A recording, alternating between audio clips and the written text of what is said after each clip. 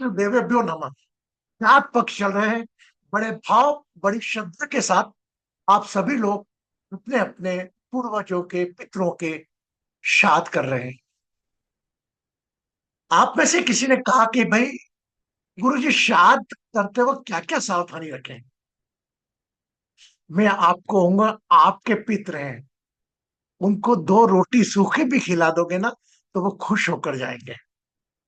अभी मन में श्राद्ध में कोई गलती हो गई ऐसा अज्ञात भय बिल्कुल मत पालिएगा।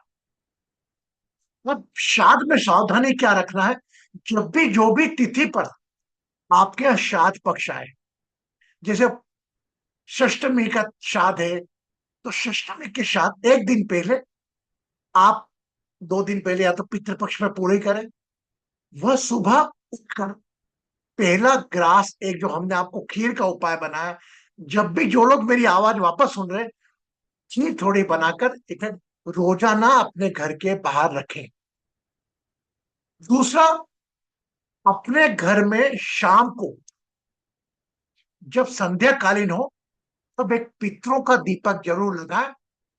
जहां आपका आरओ रहता है वहां उस स्थान पर थोड़ा सा एक छोटा सा दिया रख दिया, जिसमें आपने तेल नहीं भरा, घी नहीं भरा, केवल रोई की बाती में घी लगाकर दिया खाली रखकर आप रोजाना पितृपक्ष में जलाएं।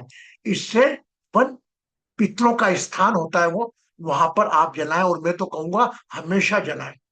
और जो जलाते हैं वो जलाते रहे, जो जला रहे हैं कृपया ध्यान रखें वह दिए के अंदर ज्यादा तेल या घी नहीं डालें। थोड़ी देर पितरों का दीपक जलता है, भगवान का दीपक तो कितनी भी देर जलते हैं।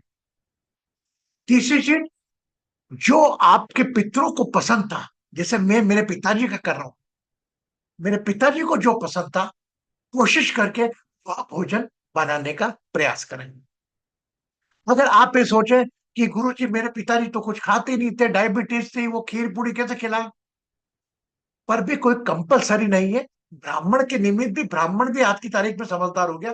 जो भी आप खाना बनाओगे, जरूरी नहीं है, ये तो इसलिए बनाई जाती थी कि गरिष्ठ भोजन इन कौवों को मिले। उनके लिए हम अलग ही कर देते पहले ही। तो सामान्य खाना भी आप बनाए और दो, जिस प्रकार आपके घर में कोई मेहमान आता है वैसा खाना बनाए, तो भी कोई परहेज नहीं है। क्योंकि आज की तारीख में भोजन गरिष्ठ करना ज्यादा जरूरी नहीं है, जितना ज्यादा जरूरी आपका स्वस्थ रहना है।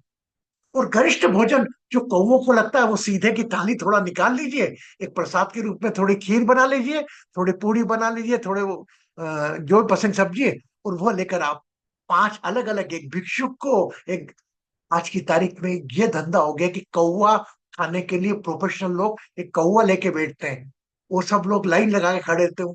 कितने अंधविश्वास की दुनिया में जा रहे हो आप। बस आप तो रख दो, उनका भाग्य का आके खा के जाएंगे वो। एक गाय को दो, एक भिक्षुक को दो, एक चींटी की लिए रखो, एक पक्षी के लिए रखो, एक कौवे के लिए रखो। हाँ, तो यह खाना आप जिस दिन श्राद्ध हो उस दिन फोटो निकाल के साफ रख के, बिल्कुल सफेद पुष्प की माला लगाकर, जिस प्रकार कोई घर में उत्सव होता है वैसा माहौल करके, और आपके घर में जो भी ब्राह्मण जी में आएगा, खाना खाने आएगा, उसको मान सम्मान के साथ, उसमें अपने पिता का रूप देखकर, अपनी माँ का रूप देखकर, महिला है तो पिता का रूप देखकर आप उसको बुलाएं और भोजन प्रसादित दें और प्रार्थना करें उसको, जैसे कि फॉर एग्जाम्पल आपके फादर साक्षात आपके घर आए थे। यह सिर्फ पितृपक्ष केवल अपने पितरों के प्रति कृतज्ञता देने आते हैं, पितरों की याद दिलाने आते हैं। तो ये पितृपक्ष में श्राद्ध कैसे करना है ये हमने आपको बताया। गरिष्ठ खाना जरूरी नहीं है ये भी हमने आपको बताया। फोटो साफ करके पितरों का कमरा जरूर साफ करें, पता लगे श्राद्ध के दिन ही करते हैं। पितृपक्ष में तो कौन सा पितृ कब आके चले जाएगा और आपका है कि नहीं आपको भी नहीं मालूम। और जितने श्राद्ध है उस दिन सुबह उठकर नहाने के बाद, जब 11-11-12 बजे के आसपास, भोजन आप 11:30 और 12:30 के बीच में कराएं, जब सूरज सर पर हो। भोजन का समय ऐसा नहीं कि अपनी सुविधा के हिसाब से जल्दी खिला दिया, तो भोजन के लिए भी आप ऐसा ही करें। पितरों की कृपा तो है, पितरों को कृतज्ञता देने के लिए आपके पितरों आते हैं यहाँ पर। ऋषि मुनियों द्वारा बनाया गया ज्ञान है।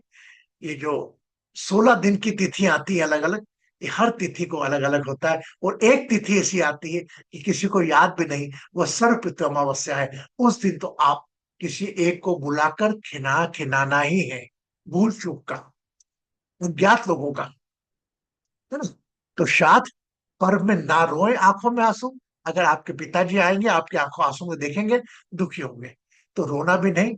उत्सव के रूप में, इस त्योहार के रूप में इसको लेके चलें, खुश रहें।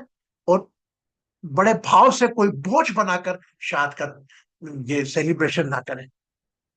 एक उत्साह के साथ, एक घर में मेहमान आते हैं, परिवार के जितने कुल के लोग इकट्ठे हो जो आपके, तो उनको इनवाइट करें, है ना। तो आज श्राद्ध पक्ष पर हम इतना ही। पितृ देवेभ्यो नमः।